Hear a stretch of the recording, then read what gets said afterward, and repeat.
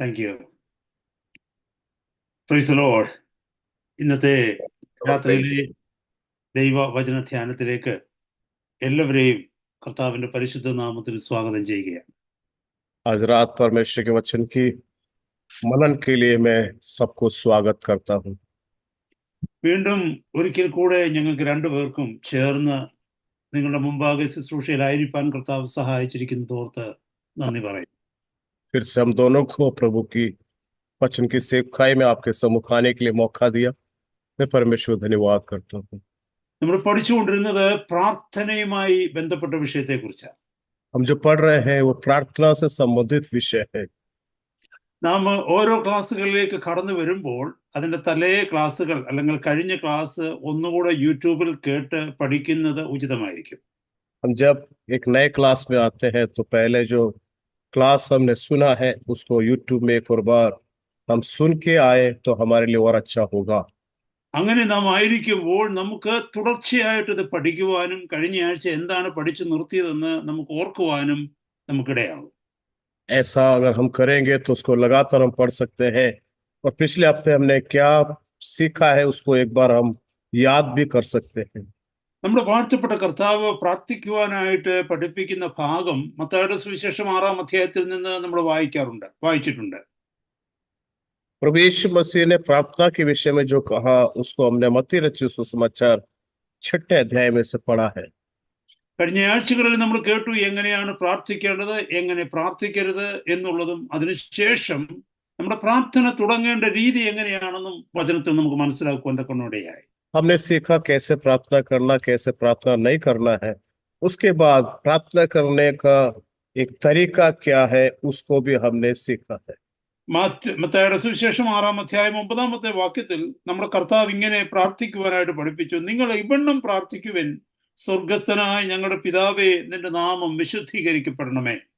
मत्ती रचित सुसमाचार 6 अध्याय उसकी 9वीं आयत में इस तरह यीशु मसीह कहते हैं, अतः तुम इस रीति से प्रार्थना किया करो, हे हमारे पिता तू जो स्वर्ग में है, तेरा नाम पवित्र माना जाए. കഴിഞ്ഞ ആഴ്ച നമ്മൾ കേട്ടു സ്വർഗത്തിൽ നമുക്കൊരു പിതാവുണ്ട് എന്ന്. पिछले सप्ताह हमने देखा स्वर्ग में हमारा एक पिता है. സർവശക്തനായ ദൈവത്തെ പിതാവ് എന്ന ബന്ധത്തിൽ നാം അറിയേണ്ടിയിരിക്കുന്നു പ്രാർത്ഥിക്കുന്നതിന് മുമ്പായി. सर्वशक्तिशाल परमेश्वर को हो प्रार्थना करने से पहले हमको समझना है वो पिता के रूप में हमारे लिए है. എന്റെ പിതാവാണ് എന്റെ പ്രാർത്ഥന കേൾക്കുന്നത് എന്നുള്ള ബോധ്യമുണ്ടെങ്കിൽ, അല്ലെങ്കിൽ എന്റെ അപ്പന്റെ അടുക്കലാണ് ഞാൻ എന്റെ വിഷയവുമായിട്ട് വരുന്നത് എന്നൊരു ബോധ്യമുണ്ടെങ്കിൽ പ്രാർത്ഥനയുടെ രീതി തന്നെ മാറും. अगर हमको इस बात का एहसास होगा, मैं जिसे प्रार्थना कर रहा हूँ वो मेरा पिता है, मैं जिसके पास जा रहा हूँ वो मेरा पिता है, तो हमको प्रार्थना करने का हमारा जो तरीका है बिल्कुल बदल जाएगा. പ്രാർത്ഥനയുടെ ഏറ്റവും അത്യന്താപേക്ഷിതമായ ഘടകമാണ് വിശ്വാസം എന്നുള്ളത്. പിതാവിന്റെ അടുക്കലേക്ക് പിതാവാണെന്നുള്ള ബോധ്യത്തിൽ നാം കടന്നു വരുമ്പോൾ വർദ്ധിക്കുന്നത് നമ്മുടെ വിശ്വാസമാണ്. प्रार्थना करने का मूल जो है स्रोत क्या विश्वास है. हम जब पिता के पास जाते हैं, पिता के सामने बोलते हैं तो हमारा और विश्वास बढ़ता है क्योंकि हम पिता से बोल रहे हैं. കർത്താവ് നമ്മളെ പഠിപ്പിച്ചു, വിശ്വാസം കൂടാതെ ദൈവത്തെ പ്രസാദിപ്പിക്കുവാനായിട്ട് കഴിയുകയില്ല. അതുകൊണ്ട് എന്നെ കേൾക്കുന്ന സഹോദരങ്ങളെ, പ്രാർത്ഥന തുടങ്ങുമ്പോൾ തന്നെ ഞാൻ ആരോടാണ് പ്രാർത്ഥിക്കുന്നത്, ആ പ്രാർത്ഥിക്കുന്ന ദൈവവുമായി അല്ലെങ്കിൽ പരിശുദ്ധ പിതാവുമായി എന്റെ ബന്ധം എത്രമാത്രം സുദൃഢമാണ് എന്ന് പരിശോധിക്കേണ്ടിയിരിക്കുന്നു. प्रभु यीशु मसीह ने स्वयं कहा है कि बिना विश्वास के परमेश्वर को प्रसन्न नहीं कर सकते. इसीलिए हम जब अपना संबंध से स्थापित करेंगे, पवित्रता के साथ चलेंगे, जिएंगे, तो हमारा जो संबंध उसके साथ, परमेश्वर के साथ, पिता के साथ होगा, वही हमारे प्रार्थना को और मजबूत करेगा. എന്നെ കേൾക്കുന്ന സഹോദരങ്ങളെ, ക്രിസ്തീയ വിശ്വാസത്തിലേക്ക് നാം കടന്നു വരുമ്പോൾ, ക്രിസ്തുവുമായിട്ടുള്ള ബന്ധത്തിലേക്ക് കടന്നു വരുമ്പോൾ, ഇത്രയും നാള് നാം പ്രാർത്ഥിച്ച രീതിയിലല്ല നാം പ്രാർത്ഥിക്കുന്നത്. കഴിഞ്ഞ കാലങ്ങളിൽ അനേക തവണ നമ്മൾ അനേക വിഷയങ്ങൾക്ക് വേണ്ടി അനേക ഇടങ്ങളിൽ പോയി പ്രാർത്ഥിച്ചിട്ടുണ്ട്. അവിടെ എങ്ങും നമ്മുടെ ഉള്ളിൻ്റെ ഉള്ളിൽ ഒരു ഉറപ്പുണ്ടായിരുന്നില്ല, അല്ലെങ്കിൽ ഒരു വിശ്വാസം ഉണ്ടായിരുന്നില്ല. എൻ്റെ പ്രാർത്ഥന എൻ്റെ കർത്താവ് കേൾക്കുന്നുവെന്നും ഞാൻ പ്രാർത്ഥിച്ച വിഷയത്തിന് എനിക്ക് മറുപടി ലഭ്യമാകും എന്നുള്ളതും. कि हमको समझना है कितने साल में और आप विश्वास पे हो चुके हैं। कई स्थानों में हम जाके प्रार्थना करते हैं, लेकिन कई बार हम जो प्रार्थना करते हैं हमारे अंदर वो विश्वास नहीं होता है कि वो प्रार्थना को प्रभु सुन रहा है, सुनेगा। അതുകൊണ്ട് ഈ ഒരു വലിയ ബോധ്യത്തിൽ നാം ആയിരുന്നു കൊണ്ട് പ്രാർത്ഥിക്കുവാനായിട്ട് നാം ഇനി ശീലിക്കണം. इसलिए अब से हमें क्या करना है, इस बात का एहसास हमको होने पाए कि हम जिसे प्रार्थना कर रहे हैं वो पिता के साथ कर रहे हैं। കഴിഞ്ഞ ആഴ്ച നമ്മൾ കേട്ടത് സ്വർഗസ്ഥനായ ഞങ്ങളുടെ പിതാവേ എന്ന് വിളിക്കുമ്പോൾ അവിടുന്ന് കരുണയുള്ള ഒരു ദൈവമാണ്, നമ്മെ സ്നേഹിക്കുന്ന ഒരു ദൈവമാണ്. ഒരു മകനെ പോലെ ഒരു മകളെ പോലെ നമ്മളെ ചേർത്ത് പിടിച്ചണച്ചുകൊണ്ട് ഹാലലൂയ നമ്മുടെ ഓരോ പ്രാർത്ഥനയ്ക്കും ഉത്തരം തരുവാൻ തക്കവണ്ണം ദയാലുവും വിശ്വസ്തനുമായ ഒരു ദൈവമാണെന്നുള്ളതാണ്. प्रियो, हमको समझना है, हम जब कहते हैं स्वर्गीय पिता तो वो हमारा परमेश्वर करुणा में है, दयालु है। वो हमें आलिंगन करके हमसे प्रेम करता है, इसलिए ही हम जब प्रार्थना करते हैं तो हमारी प्रार्थना को वो सुनता है।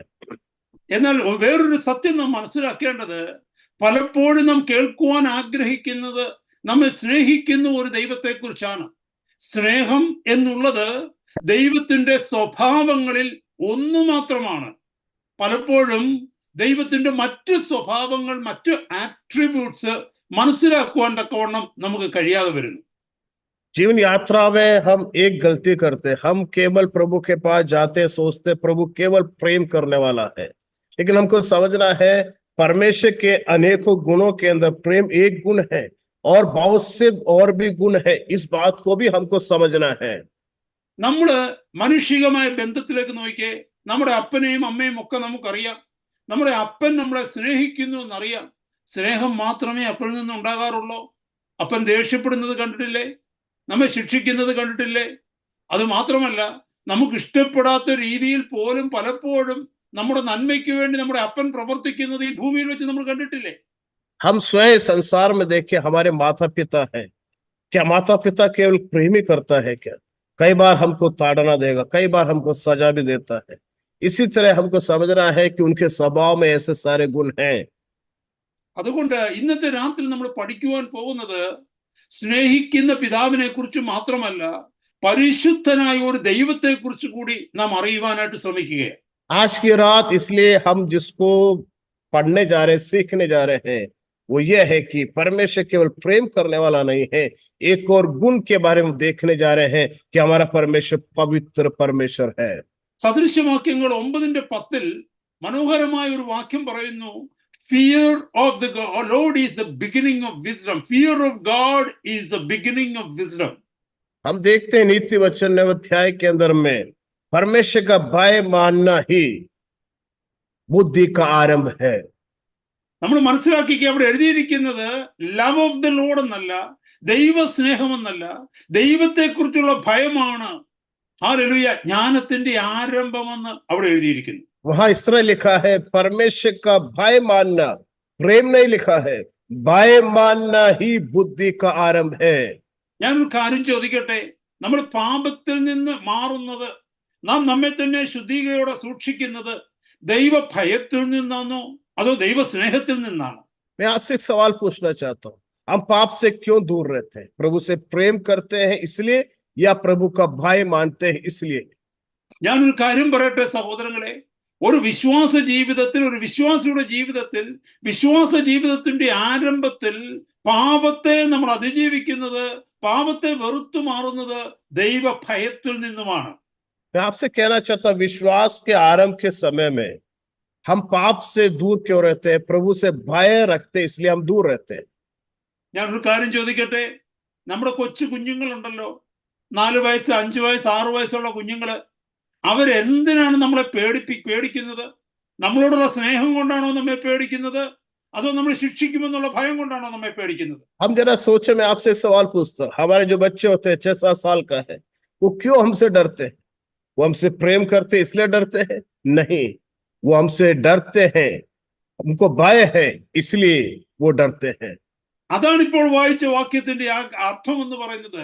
Fear of God is the beginning of wisdom.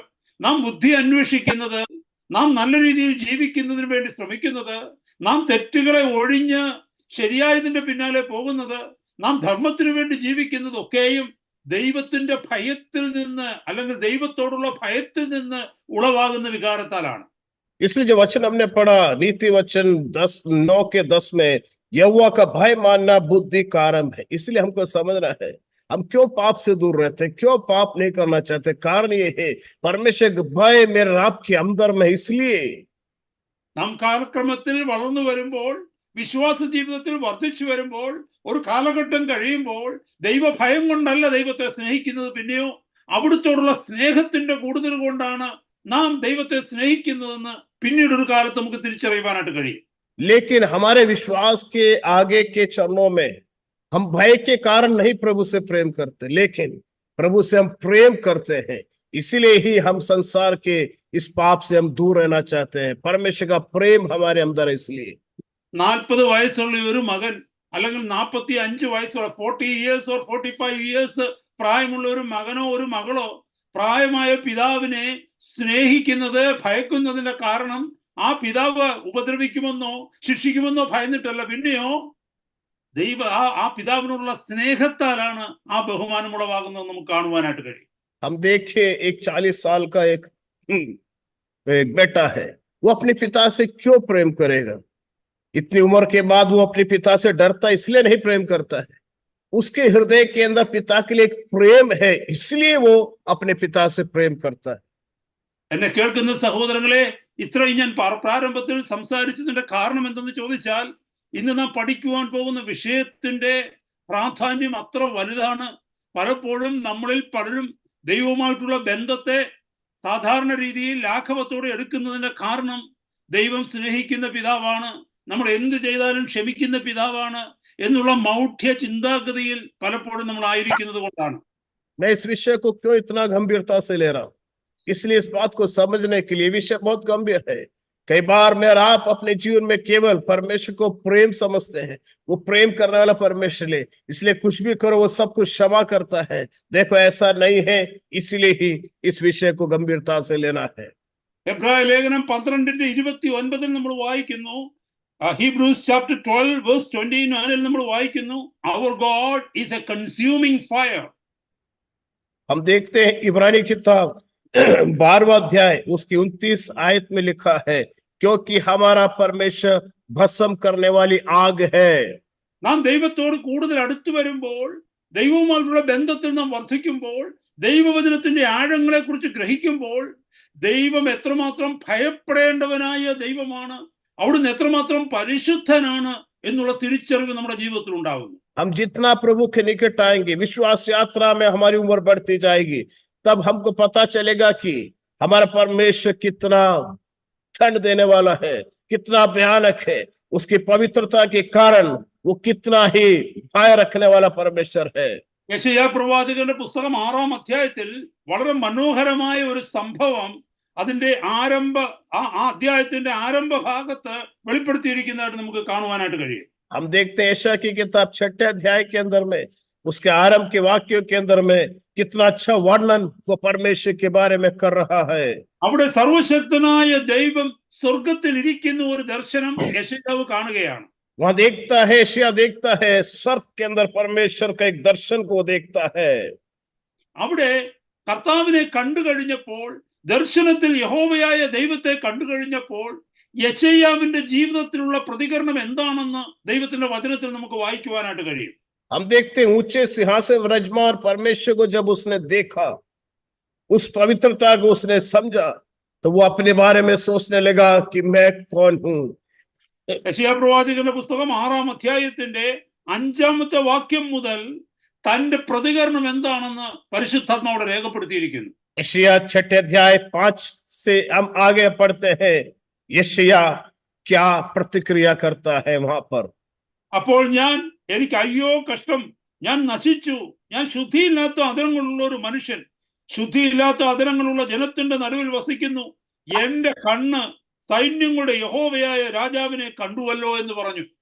6:5 में यशायाह कहता है, तब मैंने कहा हाय हाय मैं नष्ट हुआ, क्योंकि मैं अशुद्ध होठ वाले मनुष्य हूँ, अशुद्ध होठ वाले मनुष्य के बीच में रहता हूँ, क्योंकि मैंने सेनाओं के युवा महाराजाधिराज को अपनी आंखों से देखा है। അതാണ് എന്റെ പോയിന്റ്.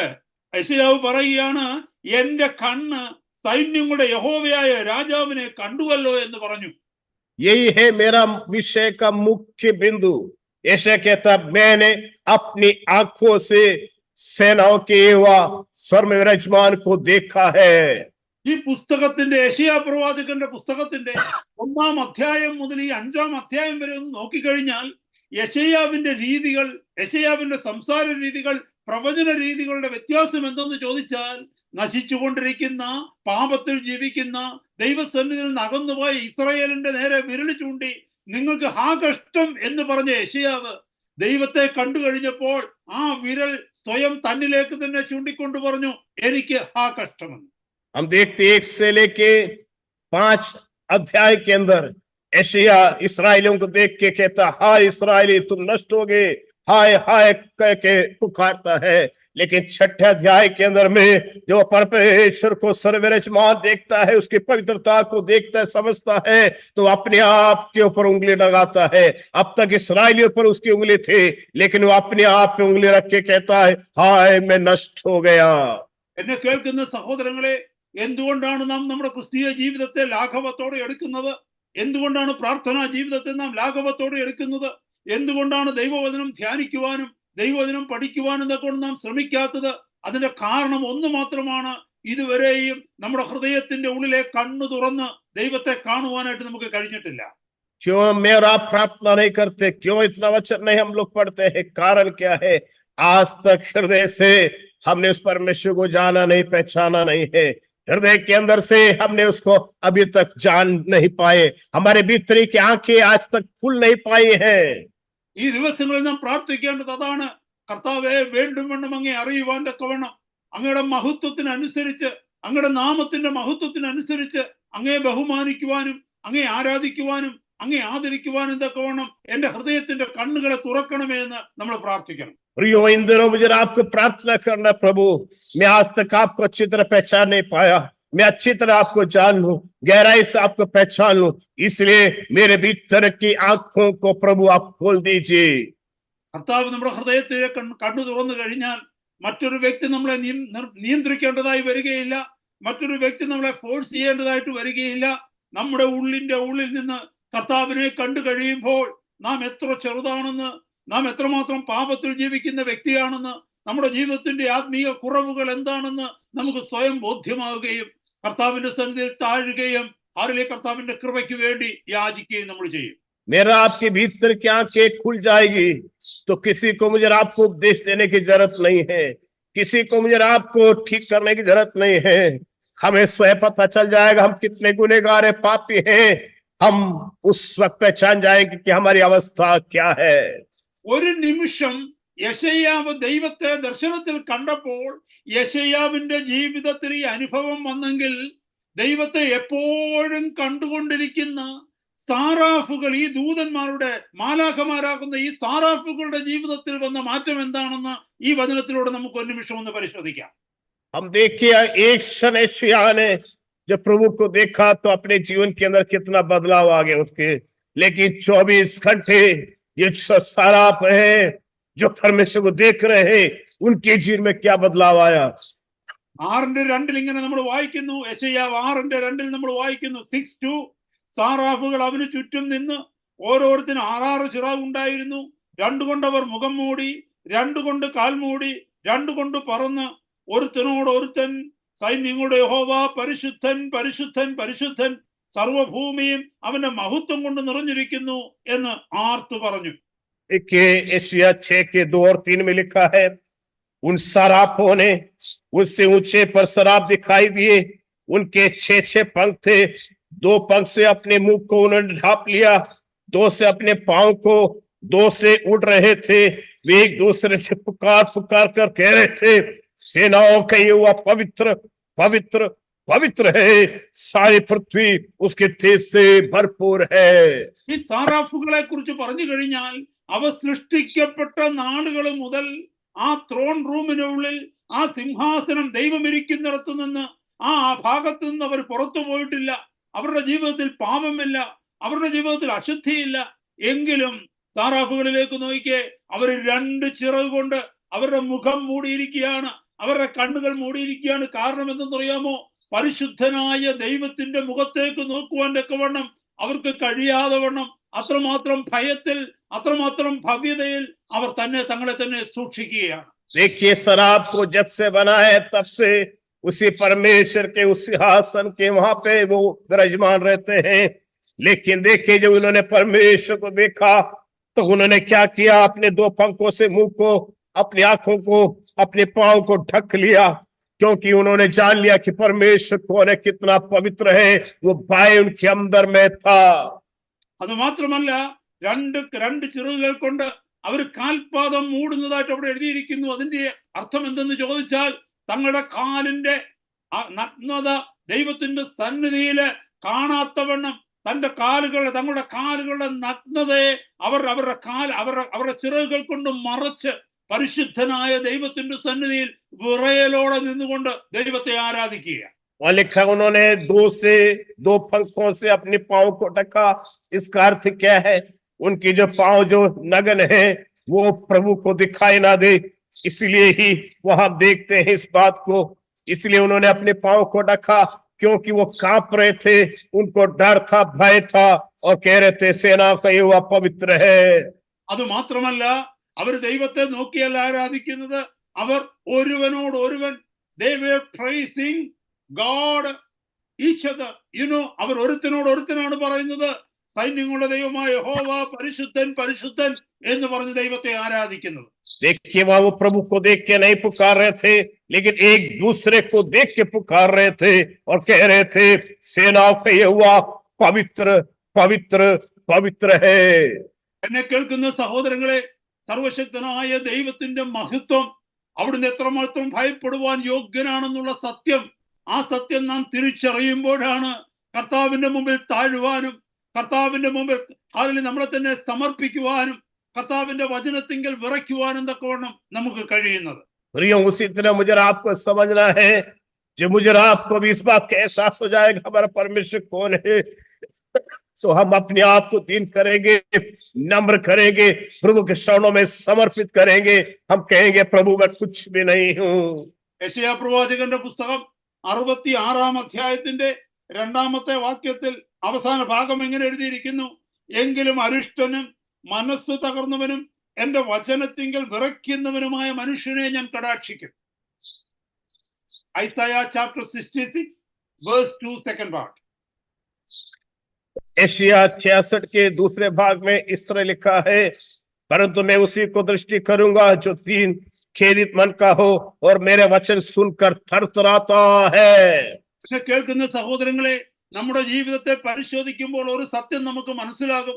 ദൈവം സ്നേഹിക്കുന്ന പിതാവാണ് പിതാവാണ് പിതാവാണെന്ന് പറഞ്ഞുകൊണ്ട് നടക്കുന്ന ഒരു വ്യക്തിയും, ദൈവത്തിന്റെ പവിത്രതയെ മഹത്വത്തെ കണ്ട് അവിടുത്തെ ഭയപ്പെടുന്ന ഒരു വ്യക്തിയുടെയും ജീവിതം കമ്പയർ ചെയ്യുകയാണെങ്കിൽ ആരിലാണ് ആത്മീക വളർച്ച കൂടുതലുള്ളത്, ആരാണ് ആത്മീയമായി പക്വത പ്രാപിക്കുന്നു എന്ന് ചോദിച്ചാൽ ദൈവത്തെ ഭയപ്പെടുന്ന വ്യക്തിയാണ്, ദൈവവചനത്തെ ഭയപ്പെടുന്ന വ്യക്തിയാണ് ദൈവത്തിന്റെ സന്നിധിയിൽ ആത്മീയ വളർച്ച പ്രാപിക്കുന്നത്. देखिए, एक व्यक्ति है जो हमेशा कहता प्रभु प्रेम है प्रेम है। दूसरा एक व्यक्ति है जिसने प्रभु को जान लिया और प्रभु की पवित्रता के पहचान लिया, इसलिए वो भय के कारण परमेश्वर को धन्यवाद करता है। उन दोनों में से वास्तव में के अंदर में कौन है जो प्रभु से वास्तव से प्रेम करता है? मैं आपसे कहना चाहता हूँ, वही जो भय खाता है, वो डरता है और परमेश्वर की आराधना करता है, वही जीवन के अंदर में आत्मिक उन्नति प्राप्त करने पाएगा। എന്നെ കേൾക്കുന്ന സഹോദരങ്ങളെ, ദൈവസ്നേഹം നമ്മെ ദൈവ ഭയത്തിലേക്കാണ് നയിക്കേണ്ടത്. കർത്താവിനോടുള്ള സ്നേഹം, ഇത്രമാത്രം വലിയവനായ ദൈവം, ഭയപ്പെടുവാൻ യോഗ്യനായ ദൈവം, സകല സൃഷ്ടികളും ഭയപ്പെടുന്നവനായ ദൈവം ക്രിസ്തുയേശുവിലൂടെ എന്നെ സ്നേഹിക്കുന്ന പിതാവായി മാറി എന്ന് പറയുമ്പോൾ അവിടുത്തോടുള്ള റെവറൻഷ്യൽ ഫിയർ, ബഹുമാനം നമ്മുടെ ജീവിതത്തിൽ വർദ്ധിക്കുകയാണ് ചെയ്യേണ്ടത്. मैं आपसे कहना चाहता हूँ, परमेश्वर का प्रेम मुझे आपको परमेश्वर से भय करना सिखाना है। हमको समझना है यीशु मसीह के द्वारा हमने पिता को जाना। आज वो हमारे लिए पिता है, वो हमारे लिए परमेश्वर है। इसलिए कितना आदर सम्मान उसको करना है, वो भय हमारे अंदर में होना है प्रियो। നമുക്കൊരു കാര്യം മനസ്സിലാക്കേണ്ടതായിട്ടുണ്ട്. യേശു കർത്താവ് ഈ ഭൂമിയിലേക്ക് വരുന്നത് വരെ ഒരു വ്യക്തിക്ക് പോലും, ഒരു മനുഷ്യന് പോലും, അത് എത്ര ഉന്നതനായിരുന്നാലും ശരി, ഏത് വലിയ പ്രവാചകനായിരുന്നാലും ശരി, മോശയെ പോൽ ഉന്നതനായ ദൈവദാസനായിരുന്നാലും ശരി, ദൈവത്തെ നോക്കുവാൻ തക്കവണ്ണം ഒരു ഭയപ്പെട്ടിരുന്നു എന്ന് ദൈവവചനത്തിൽ നമുക്ക് മനസ്സിലാക്കുവാനായിട്ട് കഴിയും. हम देखो यीशु मसीह के आने से पहले पुराने में कितने बड़े बड़े भविष्यवक्ता हो गए, मूसा भी क्यों ना हो, लेकिन कभी भी प्रभु के सामने प्रभु को देखने के लिए उनके हृदय के अंदर एक भय था, डर था। പുറപ്പാട് പുസ്തകം 3-ാം അധ്യായത്തിന്റെ 6-ാമത്തെ വാക്യത്തിൽ നമുക്ക് കാണുവാനായിട്ട് കഴിയും. Moses covered his face because he was afraid to look at God. हम देखते हैं निर्गमन 3रा अध्याय उसकी 6ठी आयत में लिखा है, 3:6 അതിന്റെ പാരാഫ്രൈസിംഗ് ഞാൻ പറയുന്നത്. ദൈവത്തെ ഭയപ്പെടുന്നത് കാരണം ദൈവത്തെ നോക്കുവാൻ തക്കവണ്ണം കഴിയാതെ താൻ മുഖം മറയ്ക്കുന്നതായിട്ട് ഇതിന്റെ പാരാഫ്രൈസ് പറയുന്നുണ്ട്. वहां पे इस तरह लिखा है कि मूसा ने जब परमेश्वर को देखा, जान लिया, उसकी पवित्रता को पहचान लिया, तो परमेश्वर से को देखने से वो डरता था और उसने अपने मुंह को क्या किया, ढांप लिया। അതുപോലെ ദാനിയേൽ പ്രവാചകന്റെ പുസ്തകം 10-ാം അധ്യായത്തിന്റെ 8 മുതലുള്ള വാക്യങ്ങൾ വായിക്കുമ്പോൾ ദൈവത്തിന്റെ ദർശനം അവൻ കണ്ടിട്ട് അവിടെ എഴുതിയിരിക്കുന്നു, Daniel felt drained of all his strength. തന്റെ ശക്തി മുഴുവനും ക്ഷയിച്ചു പോകുന്നതായിട്ട് ദാനിയേൽ തന്റെ ദർശനത്തെ കുറിച്ച് പറയുന്നുണ്ട്. दानिएल जो हम देखते हैं दानिएल की किताब के अंदर में 9वें अध्याय के अंदर में जब परमेश्वर की सामर्थ को देखता है, परमेश्वर ने जो कुछ उसके लिए किया, उसके अंदर की शक्ति क्षीण हो जाती है, दानिएल एक कमजोर अवस्था के अंदर आ जाता है। വെളിപ്പാട് പുസ്തകം 1-ാം അധ്യായത്തിൽ അപ്പോസ്തലനായ യോഹന്നാൻ ദർശനത്തിൽ വാഴ്ത്തപ്പെട്ട കർത്താവിനെ കണ്ടപ്പോൾ, തേജസ്കരിക്കപ്പെട്ട കർത്താവിനെ കണ്ടപ്പോൾ മരിച്ചവനെ പോലെ കാൽപാദത്തിൽ വീഴുന്നതായിട്ട് നമ്മൾ വായിക്കുന്നുണ്ട്. प्रकाशित वाक्य के पहले अध्याय के अंदर में जब यूहन्ना परमेश्वर मसीह के उस तेज को, यीशु मसीह के उस महानता को देखता है, तो हम देखते हैं यूहन्ना बिल्कुल एक मरे व्यक्ति के समान नीचे लेट जाता है, गिर जाता है। ഇന്നത്തെ രാത്രികാലം ഈ വചനം കേൾക്കുന്ന ദൈവവേദലേ, നീ മനസ്സിലാക്കണം, സ്വർഗസ്ഥനായ പിതാവ് എന്ന് പറയുന്നത് നിന്നെ സ്നേഹിക്കുന്ന പിതാവ് മാത്രമല്ല, സർവചരാചരങ്ങളും ഒരുപോലെ ഭയത്തോടെ ബഹുമാനിക്കുന്ന സർവശക്തനായ ദൈവമാണെന്നുള്ള സത്യം നീ തിരിച്ചറിയണം. प्रियो, मैं आपसे कहना चाहता हूं, परमेश्वर केवल प्रेम नहीं है, लेकिन तमाम भूमंडल की हर एक सृष्टि उसका भय मानती है, डर मानती है, कांपती है। वो ऐसा परमेश्वर है।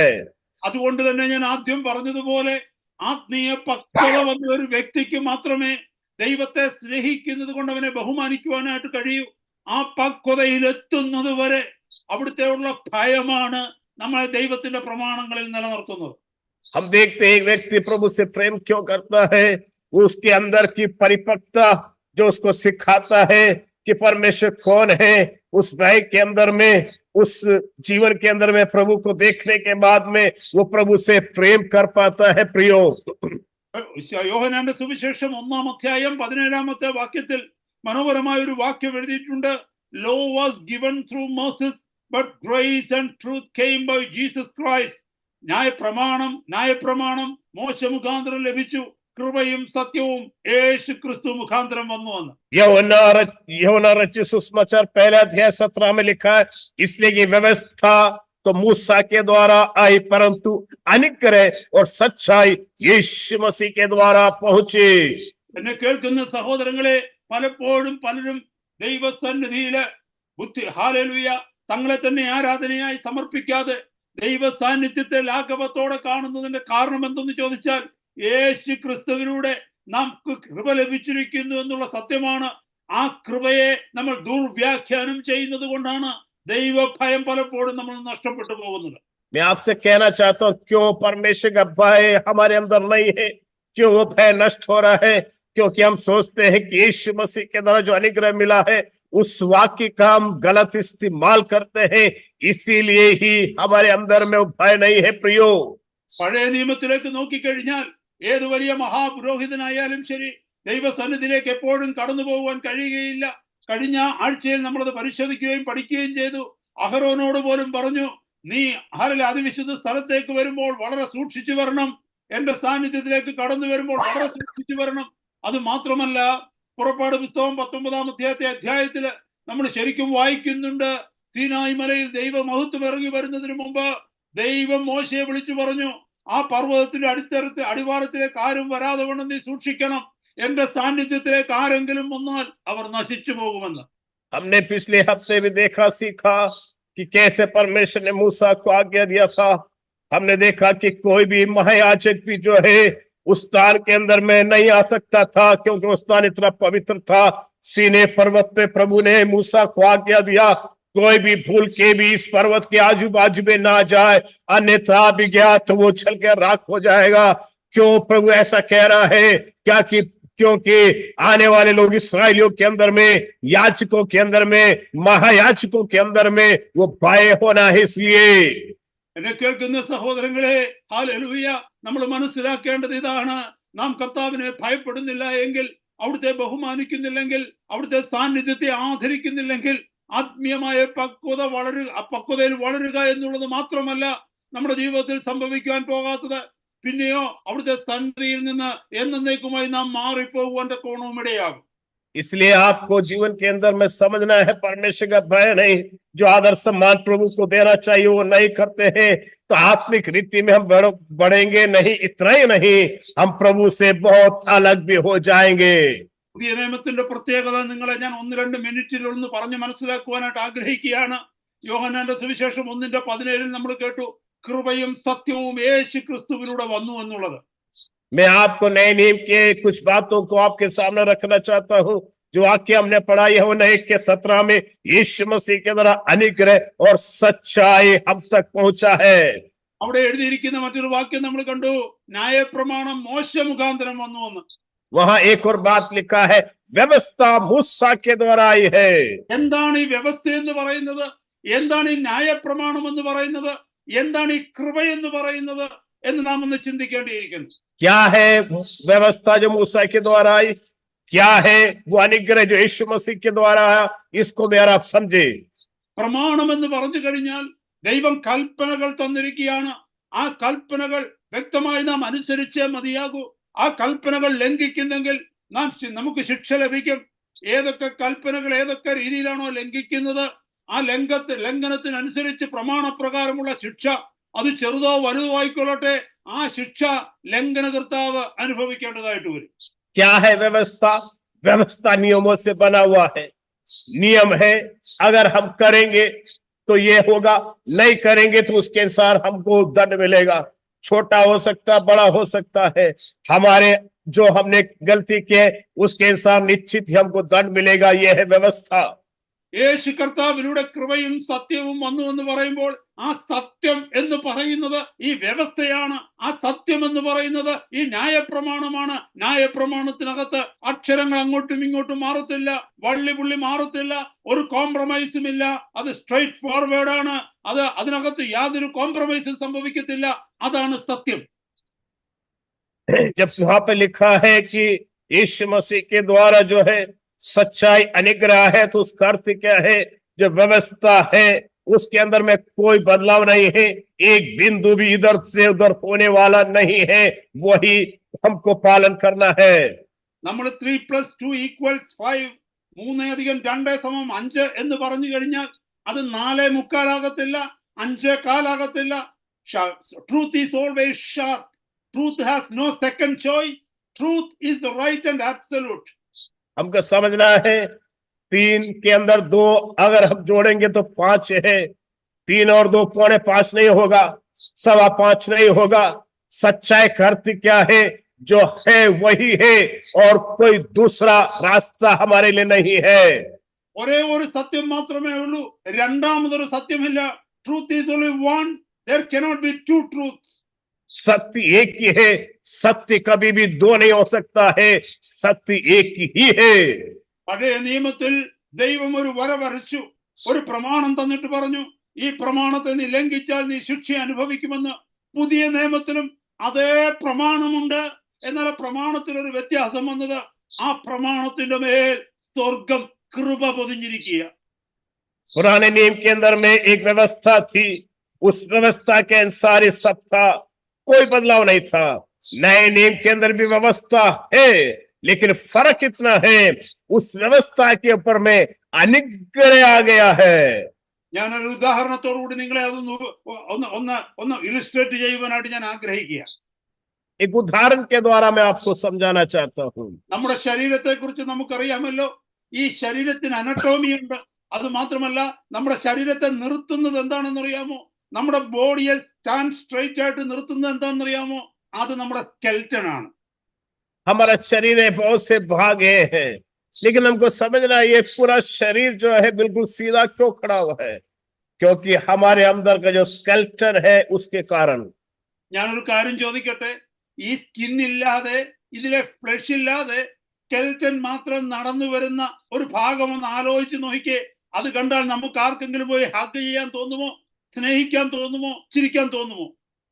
हम देखते हैं, अगर इस शरीर के अंदर मांस ना हो, नसें ना हो, कुछ भी ना हो, केवल जो हड्डियों का हम जो ढांचा देखते हैं वही अगर हो, तो क्या हमको डर नहीं लगेगा क्या? അത് അതാണ് സത്യത്തെ നിർത്തിയിരിക്കുന്നത്. സത്യം എന്ന് പറഞ്ഞാൽ സ്ട്രൈറ്റ് ഫോർവേഡ് ആണ്. പക്ഷെ സത്യത്തെ അനേകർക്ക് അംഗീകരിക്കുവാൻ കഴിയത്തില്ല. സത്യത്തിന്റെ മുഖം പലപ്പോഴും വിരൂപമായിട്ട് നമുക്ക് തോന്നും. ആ സത്യമാണ് പലതിനെയും നിലനിർത്തുന്നത്. പക്ഷേ സത്യം സത്യമായിട്ട് നിന്നാൽ അത് പലപ്പോഴും ഭയാനകമായി മാറും. सत्य क्या है? बिल्कुल सीधा है। सत्य को देख के अनेकों बार अनेकों लोग डर सकते, भय खा सकते हैं। इस बात को हमको समझना है। ഈ ഫ്ലഷ് എന്ന് പറയുന്നത്, ഈ പൊതിഞ്ഞിരിക്കുന്നത് പറയുന്നത് കൃപയുടെ ഭാഗമാണ്. സത്യത്തെ കൃപ കൊണ്ട് മൂടിക്കഴിയുമ്പോൾ, സത്യത്തിന്റെ മേൽ അല്ലെങ്കിൽ ആ സ്കെൽറ്റന്റെ മേല് ഫ്ലഷ് കൊണ്ട് മൂടിക്കഴിയുമ്പോൾ അത് സുന്ദരമായ ഒരു ശരീരമായി കാണുന്നത് പോലെ സത്യത്തിന്റെ മേൽ കൃപ പൊതിയുമ്പോൾ മനോഹരമായ പുതിയ നിയമത്തിന്റെ അനുഭവത്തിലേക്ക് നമ്മൾ കടന്നു വരുവാനായിട്ട് കഴിയുന്നു. उसी तरह हमको समझना, अनुग्रह जो सत्य के ऊपर में रखा गया क्या है? उस हड्डी के ढांचे के ऊपर में मांस चढ़ा दिया गया ताकि ये खूबसूरत हो जाए, सुंदर दिखाई दे। उसी तरह हमको समझना है, जो व्यवस्था प्रभु ने दिया उसके ऊपर में अनुग्रह ये है। എന്നാൽ ഇന്നത്തെ കാലഘട്ടത്തിലുള്ള പ്രസംഗങ്ങളിലേക്ക് നോക്കിയാൽ, ഇന്നത്തെ കാലഘട്ടത്തിലുള്ള ക്രിസ്ത്യാനിത്വത്തിലേക്ക് നോക്കിക്കഴിഞ്ഞാൽ ആ സ്കെൽറ്റൻ ഇല്ല, ഫ്ലഷ് മാത്രമേ ഉള്ളൂ. लेकिन आज के प्रचार में क्या है? आज के जो बड़े बड़े लोग प्रचार करते क्या है? उस सत्य के अंदर में अंदर जो हड्डी का ढांचा है वो तो है नहीं, केवल बाहर का जो मांस है सुंदर दिखाई देने वाला वही है। ഞാനൊരു കാര്യം ചോദിക്കട്ടെ. സ്കെൽറ്റൻ ഇല്ലാതെ മാംസം ഫ്ലഷ് ആയിട്ട് മാത്രം കിടക്കുകയാണെങ്കിൽ അതെങ്ങനെയിരിക്കും? मैं आपसे पूछना चाहता हूं, अगर हमारे अंदर के अंदर जो हड्डी का ढांचा ये नहीं है, केवल मांस ही रहेगा, तो हम कैसे दिखेंगे? അത് ഈ ജെല്ലി ഫിഷ് പോലെ ഇരിക്കും. ഏതിനകത്തൂടെ വേണമെങ്കിലും കയറിപ്പോകാൻ പറ്റും, എങ്ങനെ വേണമെങ്കിലും വളഞ്ഞു തിരിയാൻ പറ്റും, ഏത് ഷേപ്പ് വേണമെങ്കിലും ആകാൻ പറ്റും, ഏതവസ്ഥയിലും യോജിക്കാൻ പറ്റും. ആ അനുഭവമല്ലേ ഇന്ന് അനേക ക്രിസ്ത്യാനികളായിട്ടുള്ളവർക്ക്, വിശ്വാസികളായിട്ടുള്ളവർക്ക്, അനേക പ്രചാരകരായിട്ടുള്ളവർക്ക്. इसलिए मुझे आपको समझना है प्रियो, अगर ये हड्डी का ढांचा नहीं है, केवल बाहर का मांस ही है, तो जल्ली जो मछली होती है उसके समान है। कैसे भी मुड़ जाए, कैसे भी कहीं पर भी चला जाए, कुछ भी बन जाए, क्या वैसा ही नहीं आज विश्वासी हो रहे हैं? कैसे भी चल रहे हैं, कैसे भी जी रहे हैं, कुछ भी कर रहे हैं। എന്നെ കേൾക്കുന്ന സഹോദര സഹോദരി, എന്നെയും നിന്നെയും വ്യത്യസ്തനാക്കുന്നത് ഇതാണ്. എന്റെ ഈ ശരീരം കൊണ്ട് ചെറിയ ഹോളിനകത്തൂടെ കയറാൻ പറ്റുന്നില്ല. കാരണം എന്താണെന്ന് ചോദിച്ചാൽ, അതിനകത്തൂടെ കയറുവാന്റെ കോണം എനിക്ക് തടസ്സമായിരിക്കുന്നത് എന്റെ ഫ്ലഷ് അല്ല, പിന്നെയോ എന്റെ സ്കെൽറ്റൻ ആണ്. അത് ഒടിച്ചു മടക്കാൻ പറ്റത്തില്ല. അതാണ് യഥാർത്ഥ സത്യം. ദൈവവചനം, ഹല്ലേലൂയ, ദൈവ ഭയം, ദൈവത്തെ പരിശുദ്ധനായ ദൈവം എന്നുള്ള തിരിച്ചറിവാണ് ന്യായപ്രമാണത്തിന്റെ യഥാർത്ഥമായ സത്യം. ആ തിരിച്ചറിവിന്റെ മേലാണ് ദൈവത്തിന്റെ കൃപയാകുന്ന ഫ്ലഷ് മൂടുമ്പോൾ മനോഹരമായ പുതിയ നിയമത്തിലെ ക്രിസ്തീയ ജീവിതമായി സ്നേഹിക്കുകയും കരുതുകയും ചെയ്യുവാൻ, ക്ഷമിക്കാൻ തക്കോണം കഴിയുന്നത്, മറ്റുള്ളവരെ സഹായിക്കുവാൻ തക്കോണം കഴിയുന്നത്, യേശുവിന്റെ രൂപത്തിൽ, ക്രിസ്തുവിന്റെ ഭാവത്തിൽ നമ്മളെ ആക്കി തീർക്കുന്നത് ആ അനുഭവമാണ്. इसलिए हमको समझना, इस शरीर के अंदर रोज कुछ प्रवेश नहीं कर सकता, क्योंकि इसके अंदर एक हड्डी का ढांचा है। उसी तरह हमको समझना है, हमारे अंदर के अंदर में प्रभु ने जो व्यवस्था दिया है वो सत्य है। इस व्यवस्था के ऊपर प्रभु ने अनुग्रह डाला हुआ है, इसीलिए ही इस अनुग्रह के कारण अनेकों को हम क्षमा करते हैं, अनेकों की सहायता करते हैं, अनेकों के बारे में हम सोचते हैं, कारण अनुग्रह इस सच्चाई के पर में डाल दिया गया।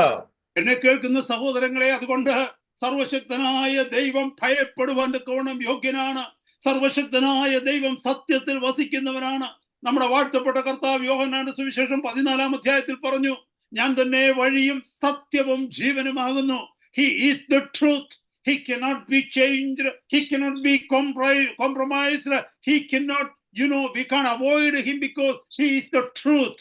इसलिए हमको समझना है प्रियो, परमेश्वर का कितना भय हमको मानना है। यीशु मसीह ने यूहन्ना रचित सुसमाचार 14:6 में कहा, मैं ही सत्य हूं, ये बदल नहीं सकता है, ये इसमें समझौता नहीं हो सकता है, इसमें मिलावट नहीं हो सकता है, सत्य है तो सत्य ही है प्रियो। അതുകൊണ്ട് ഇന്നത്തെ രാത്രികാലം ഇത് മനസ്സിലാക്കണമേ ദൈവമക്കളെ. ചുറ്റുപാടും കേൾക്കുന്ന പ്രസംഗങ്ങളെ പോലെ ഇന്നൊന്ന് ഓർത്തു നോക്കിക്കേ. മാനസാന്തരത്തെ കുറിച്ച് ആര് പ്രസംഗിക്കുന്നു? പാപബോധത്തെ കുറിച്ച് ആര് പ്രസംഗിക്കുന്നു? തെറ്റു ചെയ്യരുതെന്ന്, ലോകത്തെ സ്നേഹിക്കരുതെന്ന്, ഈ ലോകത്തിന്റെ പിന്നാലെ പോകരുതെന്ന്, മ്ലേച്ഛതകളിൽ ജീവിക്കരുതെന്ന് ആര് പ്രസംഗിക്കുന്നു? എല്ലാവരും ഈ സ്കെൽട്ടൺ അല്ലെങ്കിൽ ട്രൂത്തിനെ മറന്നിട്ട് ആ ഫ്ലഷിനെ കുറിച്ച്, ആ കൃപയെ കുറിച്ച് മാത്രം പ്രസംഗിച്ചു കൊണ്ടിരിക്കുക. आज के प्रचारकों के प्रचार को सुन ले। जो अधिकतर हम सुनना चाहते क्या है? केवल इस संसार के अनुग्रह के बारे में, लेकिन उद्धार के बारे में प्रचार नहीं करेंगे, पवित्रता के बारे में प्रचार नहीं करेंगे, कैसे चलना है जीना प्रचार नहीं करेंगे, कहाँ परिवर्तन लाना प्रचार नहीं करेंगे। केवल ये बाहर का जो हमारा मांस दिख रहा है, अनुग्रह अनुग्रह अनुग्रह का ही प्रचार होता है। അവരെ നിങ്ങൾ നോക്കിക്കേ. അവർക്ക് ആരോട് കൂടെ വേണമെങ്കിലും ചേരാൻ പറ്റും, ആർക്ക് വേണമെങ്കിലും കൈ കൊടുക്കാൻ പറ്റും, ആരുടെ കൂടെ വേണം കൂട്ടായ്മ ആചരിക്കാൻ പറ്റും, ആരുടെ കൂടെ വേണമെങ്കിലും സമ്മേളനങ്ങളൊക്കെ പോകാൻ പറ്റും, ആരുടെ മേൽക്കോയ്മയിലും അവർക്ക് ആയി തീരുവാനായിട്ട് തരും. എവിടെയും അവർ അഡ്ജസ്റ്റ് ചെയ്ത് കയറി പോകുന്നവരാണ്. പക്ഷേ 1-ാം നൂറ്റാണ്ടിലെ വിശ്വാസികളിലേക്ക് നോക്കിക്കേ, കർത്താവിന്റെ അപ്പോസ്തലന്മാരിലേക്ക് നോക്കിക്കേ. അവർ ലോകത്തിനെതിരെ നിന്നത് കൊണ്ടാണ്, ലോകത്തിലെ വ്യവസ്ഥകൾക്കെതിരെ നിന്നത് കൊണ്ടാണ് അവർ പലപ്പോഴും ക്രൂശ് മരണത്തിലേക്ക് പോകേണ്ടി വന്നത്, രക്തസാക്ഷിത്വം അനുഭവിക്കേണ്ടതായിട്ട് വന്നത്. इसलिए आज के इन विश्वासियों को, दासों को देख ले, किसी के साथ मिल जाएंगे, कहीं पर भी हम घूम लेंगे, कोई भी हमको मरोड़ देगा, क्योंकि मांस ही है, अंदर ढांचा नहीं है। इसलिए हमको समझना है, पहली शताब्दी के अंदर में जो विश्वासी थे, गलीशिया के आरंभ में जब हुआ, उन्होंने कभी भी समझौता नहीं किया, उन्होंने सत्य के लिए खड़े रहे। इसलिए जीवन के अंदर उनको अलगताई के साथ में रहना पड़ा, पवित्रता के साथ में जीना पड़ा। അന്ന് മുതൽ ഇന്ന് വരെ ഓരോ നൂറ്റാണ്ടിലും നോക്കിക്കേ, കർത്താവിന്റെ വചനത്തിനു വേണ്ടി, കർത്താവിനെ യഥാർത്ഥമായി ഭയപ്പെട്ടു നിന്നവർ, കർത്താവിന്റെ പ്രമാണങ്ങളിൽ സത്യത്തിൽ നിന്നവർ, ദൈവത്തെ ബഹുമാനിച്ചവർ എപ്പോഴും ലോകത്തിന് എതിരായിരുന്നു. ലോകം അവരെ ശിക്ഷിച്ചു, ലോകം അവരെ ക്രൂശിച്ചു, ലോകം അവരെ തീ വെച്ചു കൊന്നു, ലോകം അവരെ തിളച്ചെണ്ണയിലേക്ക് പോക്കി അവർ കുടുംബങ്ങളിൽ നിന്ന് ഇറക്കി വിട്ടു, കൂട്ടുകാരവരെ ഒറ്റപ്പെടുത്തി, ദേശം അവർക്ക് എതിരായി നിന്നു. അത് വെളിപ്പെടുത്തുന്നത് അവർ ഈ ലോകക്കാരല്ല, സർവശക്തനായ കർത്താവിനെ അനുഗമിക്കുന്നവരാണെന്നാണ്. इसलिए मैं आपसे कहना चाहता हूं, तब से लेके जितने आज तक 21वीं शताब्दी के अंदर में इस सत्य के लिए खड़े रहे, उनको कुर्बानी देनी पड़ी, उनको नुकसानों का सहन करना पड़ा। इस संसार के अंदर उनको अनेकों त्यागों को सहन करना पड़ा, अनेकों वेदनाओं के अंदर से उनको गुजरना पड़ा। कारण क्या था? सत्य के लिए खड़े रहे। इसलिए ഹല്ലേലൂയ. ഇപ്പോൾ നാം പഠിച്ചുകൊണ്ടിരുന്നത് അവിടുന്ന് ഭയപ്പെടുവാൻ തക്കവണ്ണം he is a holy God. अभी अब तक हम क्या सीख रहे थे? क्यों हम उसका भय माने? कारण वो पवित्र परमेश्वर है। എന്നെ കേൾക്കുന്ന സഹോദരങ്ങളെ, സ്വർഗസ്ഥനായ ഞങ്ങളുടെ പിതാവേ എന്ന് വിളിക്കുമ്പോൾ ആദ്യം നാം മനസ്സിലാക്കേണ്ടത് ആ പിതാവ് സ്നേഹിക്കുന്ന ഒരു പിതാവാണ്. രണ്ടാമത് നാം മനസ്സിലാക്കേണ്ടത് ആ പിതാവിനെ നാം ഭയപ്പെടേണ്ടവനായ സർവശക്തനായ ദൈവമാണെന്നാണ്. इसलिए मेरा आप जब कहते हैं स्वर्ग की पिता, पहला वो प्रेम करने वाला परमेश्वर है, दूसरा उसका गुण है वो हम उसका भय माने।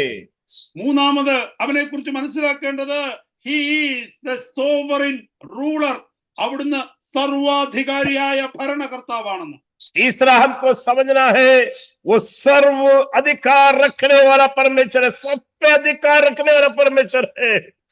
സങ്കീർത്തനങ്ങൾ 115 സങ്കീർത്തനത്തിന്റെ 3-ാമത്തെ വാക്യത്തിൽ ഇങ്ങനെ എഴുതിയിരിക്കുന്നു, our God is in heavens, he has done whatsoever he has pleased. നമ്മുടെ ദൈവമോ സ്വർഗത്തിൽ വസിക്കുന്നു, തനിക്ക് ഇഷ്ടമുള്ളതൊക്കെയും അവിടുന്ന് പ്രവർത്തിക്കുന്നു. भजन संहिता 115 के 3 में लिखा, हमारा परमेश्वर स्वर्ग में है, उसने जो चाहा वही किया है.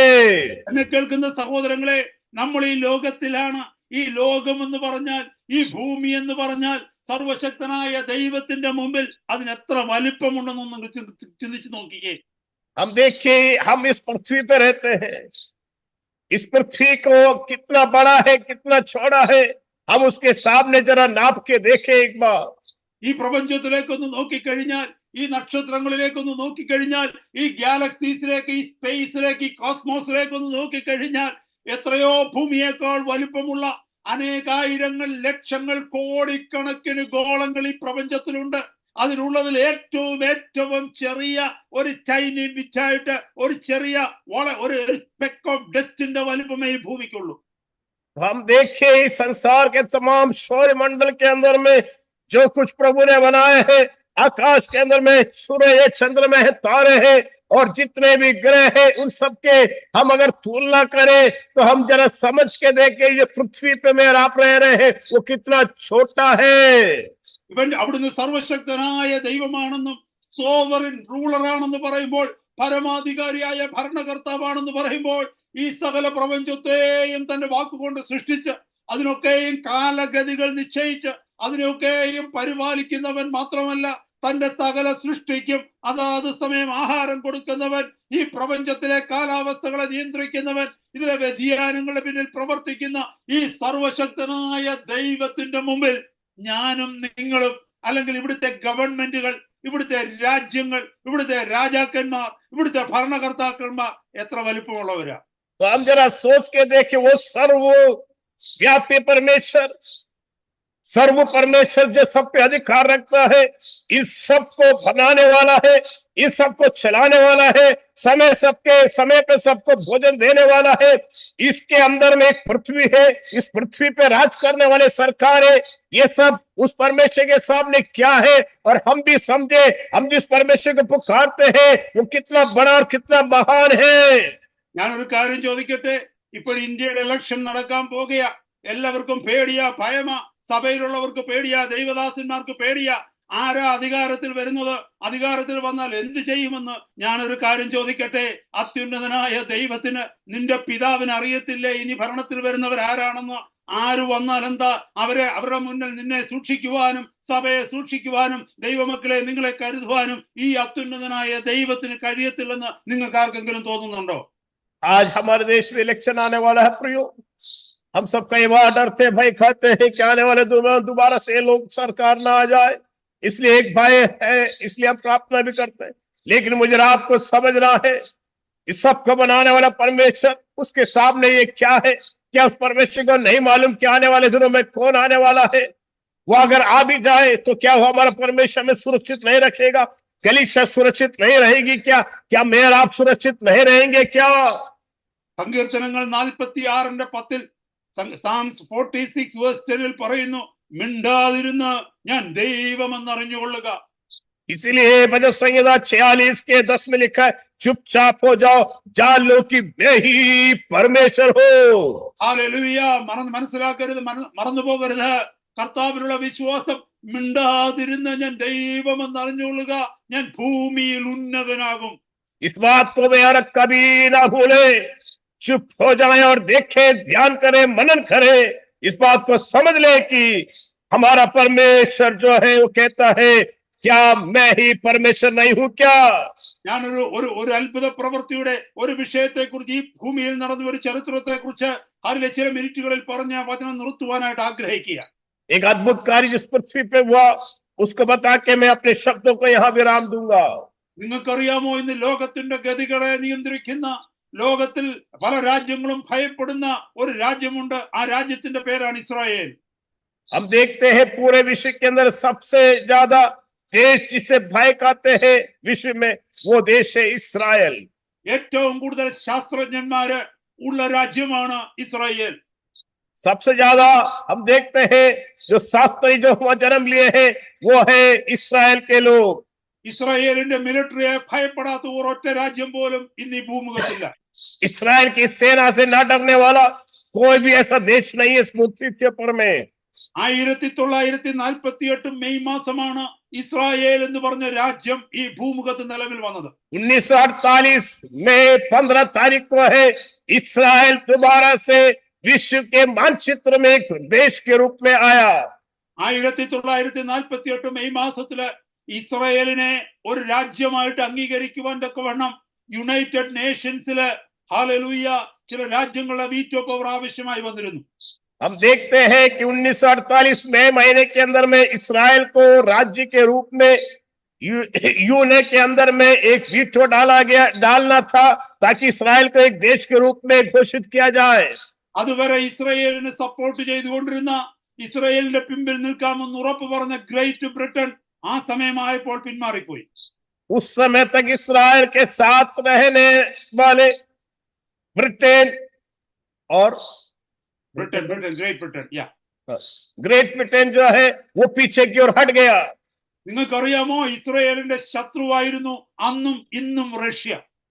लेकिन उस वक्त इस्राएल का आज भी और उस समय भी इस्राएल का एक शत्रु था, विरोधी था रशिया. എന്നാൽ നിങ്ങൾക്കറിയാമോ 1948 മെയ് മാസം ഹല്ലേലൂയ ബ്രിട്ടൻ പിന്മാറിയിടത്ത് റഷ്യ മുന്നോട്ട് കടന്നു വന്നിട്ട് ഇസ്രായേലിനെ തുണച്ചിട്ട് ഇസ്രായേലിനെ പവർ കൊടുക്കുവാൻ തക്കവണ്ണം യുഎന്നിനോട് പറഞ്ഞിട്ട് ഇസ്രായേലിനെ ഒരു രാജ്യമായിട്ട് ഒരു സർവാധികാര പരമാധികാര രാജ്യമായിട്ട് പ്രഖ്യാപിക്കുവാൻ തക്കവണ്ണം. आप जानते हैं जिस ग्रेट ब्रिटेन ने इस्राएल का साथ देने का था वो जब पीछे हट गया, ये जो रशिया है रूस जो है विरोधी था, लेकिन उसके अंदर में उसने वीटो के अंदर इस बात को कहा इस्राएल को एक राज्य के रूप में घोषित करने का अधिकार उनको दिया जाए. റഷ്യ അത് തീരുമാനിക്കുവാനുള്ള കാരണം എന്തെന്ന് ചോദിച്ചാൽ പാലസ്തീനിൽ നിന്ന് ബ്രിട്ടനെ മാറ്റുവാനുള്ള ഒരു അടവായിരുന്നു. എങ്കിൽ തന്നെയും ഞാൻ പറയുവാനായിട്ട് ഉദ്ദേശിച്ചത് ദൈവത്തിന്റെ പദ്ധതികൾ എന്തോ അത് ഒരുവനിലൂടെ അല്ലെങ്കിൽ മറ്റൊരുവനിലൂടെ ദൈവം സ്ഥാപിതമാക്കുക തന്നെ ചെയ്യും. रशिया का कारण क्या था? ताकि इस्राएल फलस्तीन से वहां से चला जाए. लेकिन जो कुछ भी हमको समझना है, प्रभु की योजना पूरी करने के लिए प्रभु अनेक बार जो विरोध में होते हैं उनको भी प्रभु इस्तेमाल कर लेता है. प्रियो Proverbs chapter 21 verse 1 സദൃശവാക്യങ്ങൾ 21:1 ഇപ്രകാരം ഒരു വാക്യമുണ്ട്, രാജാവിന്റെ ഹൃദയം നീർത്തോട് കണക്കെ എന്റെ കൈകളിലിരിക്കുന്നു, എനിക്ക് ഇഷ്ടമുള്ളിടത്തേക്ക് അതിനെ തിരിക്കുന്നു. नीति वचन 21 के पहली आयत में लिखा है, राजा का मन नालियों के जल के समान यहोवा के हाथ में रहता है, जिधर वो चाहता है उधर उसको मोड़ देता है. എന്നെ കേൾക്കുന്ന സഹോദര സഹോദരി ദൈവമക്കളെ, നിങ്ങൾക്കെതിരെ ഒരു ശത്രു നിൽക്കുകയാണെങ്കിൽ അത് നിങ്ങളുടെ ദേശത്തിന്റെ ദേശാധിപതികളായി അവിടുത്തെ ഭരണകർത്താക്കളായിക്കൊള്ളട്ടെ, നിങ്ങളുടെ ചുറ്റുപാടുള്ളവരായിക്കൊള്ളട്ടെ, നിങ്ങളുടെ ജോലി സ്ഥലത്തെ നിങ്ങളുടെ ബോസുമാരായിക്കൊള്ളട്ടെ, നിങ്ങളുടെ രാജ്യത്തെ ഭരണകർത്താക്കളായിക്കൊള്ളട്ടെ, മന്ത്രിമാരായിക്കൊള്ളട്ടെ, അല്ലെങ്കിൽ പഞ്ചായത്തിലെ അധ്യക്ഷൻ ആരുമായിക്കൊള്ളട്ടെ, ഏത് വ്യക്തിയാണ് നിനക്കെതിരെ നിൽക്കുന്നതെങ്കിലും ഈ വചനപ്രകാരം ആ വ്യക്തികളെ കർത്താവിന്റെ കരങ്ങളിലേക്ക് കൊടുത്തു നീ ഒന്ന് പ്രാർത്ഥിച്ചേ, നിന്റെ ജീവിതത്തിന്റെ മുമ്പിൽ അത്ഭുതങ്ങളെ കാണുവാൻ നിനക്ക് കഴിയും. मैं आपसे कहना चाहता हूँ, हो सकता है कि आपका विरोधी आप जहाँ काम करते हो सकता है, आप जहाँ रहते हैं वहां का बड़ा आदमी सरपंच हो सकता है, वहां की सरकार हो सकती है, वहां का कोई बड़ा आदमी हो सकता है, आपका कोई रिश्तेदार हो सकता है. लेकिन नीति वचन 21 के एक आयत के अनुसार आप उस व्यक्ति का नाम लेके प्रार्थना करें और प्रभु से कहे तो प्रभु इस वचन के अनुसार उसके हृदय को मोड़ के बदल के आपके पक्ष में लाने वाला परमेश्वर है हमारा परमेश्वर. हालेलुया. ഈ ഇലക്ഷനിൽ നാം ചെയ്യേണ്ടതെന്ന് ചോദിച്ചാൽ പ്രാർത്ഥിക്കുക. ദൈവസന്നിധിയിൽ ആർക്കാണ് വോട്ട് കൊടുക്കേണ്ടതെന്ന് കർത്താവ് തരുന്ന പ്രേരണയില് നിങ്ങൾ വോട്ട് കൊടുക്കുക. ആര് ജയിക്കുന്നുവോ ആര് തോൽക്കുന്നുവോ നിങ്ങളുടെ വിഷയമല്ല. ആര് ജയിച്ചാലും ആര് തോറ്റാലും ശരി, സർവശക്തനായ ദൈവമാണ് നിന്റെ രാജാവ്, സർവശക്തനായ ദൈവമാണ് നിന്റെ മേൽ അധികാരമുള്ളവൻ. ദൈവം കൽപ്പിക്കാതെ ദൈവം അനുവദിക്കാതെ ഒരൊറ്റ വ്യക്തിക്ക് പോലും നിന്റെ മുടിയിൽ തൊടുവാനോ നിന്റെ ഹാലലിയ നിന്റെ നേരെ വിരൽ ചൂണ്ടുവാനോ തക്കവണ്ണം സാധ്യമല്ല എന്നുള്ളത് ഇന്നത്തെ രാത്രി അറിയുക. इसलिए मैं आपसे कहना चाहता हूँ प्रियो, जब आप वोट डालने जाए प्रभु से पूछे किसको वोट डालना है, और जब प्रभु कहे उसको हम वोट डाले, ये ना देखे कि कल क्या होने वाला है। सब कुछ प्रभु के हाथ में है। प्रियो, मैं कहना चाहता हूँ आपका एक बाल भी अगर किसी को छूना है तो प्रभु की अनुमति के बिना छू नहीं सकता है। इसलिए हम उस परमेश्वर में भरोसा रखें। അടുത്ത 2 മിനിറ്റിനുള്ളിൽ ദൈവവചനം ഞാൻ നിർത്തുവാനായിട്ട് ആഗ്രഹിക്കുന്നു. 2 मिनट के अंदर मैं अपने शब्दों को विराम दूंगा. 1 തീമോത്തിയോസ് 2-ാം അധ്യായം 2 മുതലുള്ള വാക്യങ്ങൾ ഞാനൊന്ന് വായിക്കുകയാണ്. पहला तीमुथियुस 2 अध्याय 2 से लेके आगे के आयतों को पढ़ूंगा. വിശേഷാൽ രാജാക്കന്മാർക്കും സകല അധികാരസ്ഥന്മാർക്കും വേണ്ടി യാചനയും പ്രാർത്ഥനയും പക്ഷവാദവും സ്തോത്രവും ചെയ്യണമെന്ന് ഞാൻ സകലത്തിനു മുമ്പേ പ്രബോധിപ്പിക്കുന്നു. അത് നമ്മുടെ രക്ഷിതാവായ ദൈവത്തിന്റെ സന്നിധിയിൽ നല്ലതും പ്രസാദകരവുമാകുന്നു. അവൻ സകല മനുഷ്യരും രക്ഷ പ്രാപിക്കുവാനും സത്യത്തിന്റെ പരിജ്ഞാനത്തിലെത്തുവാനും ഇച്ഛിക്കുന്നു. इसलिए पहला तीमुथियुस 2 अध्याय के 2 से पढ़ूंगा. राजाओं और सब ऊंचे पद वालों के निमित्त, इसलिए कि हम विश्राम और चैन के साथ सारी भक्ति गंभीरता के साथ जीवन बिताए. ये हमारे उद्धारकर्ता परमेश्वर को अच्छा लगता है, भाता भी है. वो चाहता है कि सब मनुष्य को उद्धार हो, सत्य के भली बात पहचान ले. इसलिए हम उन लोगों के लिए प्रार्थना करें. അതുകൊണ്ട് ഇന്നത്തെ രാത്രി മുതൽ ഒരു വലിയ സത്യം തിരിച്ചറിയുക. നമ്മുടെ ഭരണകർത്താക്കൾ ആരുമായിക്കൊള്ളട്ടെ, നിങ്ങൾ പ്രവർത്തിക്കുന്ന രാഷ്ട്രീയ പാർട്ടിയുടെ നിങ്ങൾ സപ്പോർട്ട് ചെയ്യുന്ന രാഷ്ട്രീയ പാർട്ടിയുടെ ഭാഗമല്ലെങ്കിൽ തന്നെയും നിങ്ങളുടെ അധികാരിയായി ദൈവം ആരെ നിയോഗിച്ചിരിക്കുന്നുവോ, ആരെ ആക്കി വെച്ചിരിക്കുന്നുവോ അവർക്ക് വേണ്ടി പൂർണ്ണ മനസ്സോടെ ദൈവസന്നിധിയിൽ പ്രാർത്ഥിക്കണം. आज की रात में आपसे कहना चाहता हूँ, आप जैसे हो सकता है जिस पार्टी पे आप विश्वास करते हैं वो सत्ता में ना हो, लेकिन तब भी प्रभु के वचन के साथ जिनको प्रभु ने नियुक्त किया है उनके लिए मेरा आप प्रार्थना करें. अगर आपने शुरू नहीं किया तो आज से आप उन लोगों के लिए प्रार्थना करें, अपने अधिकारियों के लिए. പലപ്പോഴും മാനുഷികമായിട്ട് നമ്മൾ അവരെ വെറുക്കാനാണ് സാധ്യത, അവർക്കെതിരെ പ്രാർത്ഥിക്കാനാണ് സാധ്യത, അവരെ കേസ് ചെയ്യുവാനാണ്, ശപിക്കുവാനാണ് നമുക്ക് പ്രേരണ വരുന്നത്. എന്നാൽ കർത്താവിന്റെ വചനം പറയുന്നു, ശത്രുക്കളെ ശപിക്കുകയല്ല, ശത്രുക്കളെ അനുഗ്രഹിച്ച് പ്രാർത്ഥിക്കുമ്പോൾ ആ ശത്രുക്കളെ നമുക്ക് മിത്രങ്ങളാക്കി മാറ്റുവാൻ അത്യുന്നതനായ ദൈവത്തിന് കഴിയും. कई बार हम अपने विरोधियों के लिए प्रार्थना नहीं करते हैं, हम उनके विपरीत प्रार्थना करते हैं, मन में बैर रखते हैं. लेकिन प्रभु का वचन कहता है अपने शत्रुओं से भी तुम प्रेम करो. इसलिए मैं आपसे कहना चाहता हूं उनके लिए प्रेम करें, ताकि उनका हृदय बदल जाए, उनका मन बदल जाए. प्रियो, ഇത് ഒരു വലിയ മർമ്മമാണ്, പ്രാർത്ഥനയിലെ മർമ്മമാണ്. സർവശക്തനായ ദൈവം അവിടുന്ന് സർവാധിപതിയാണ്. He is the sovereign ruler, so everything is in control. इसलिए एक सत्य हमको समझना है, हम जिस परमेश्वर विश्वास करते हैं वो सब पे अधिकार रखने वाला है, सब कुछ उसके नियंत्रण में है. ഞാനൊരു വാക്കൂടെ പറഞ്ഞു നിർത്തുവാനായിട്ട് ആഗ്രഹിക്കുന്നു.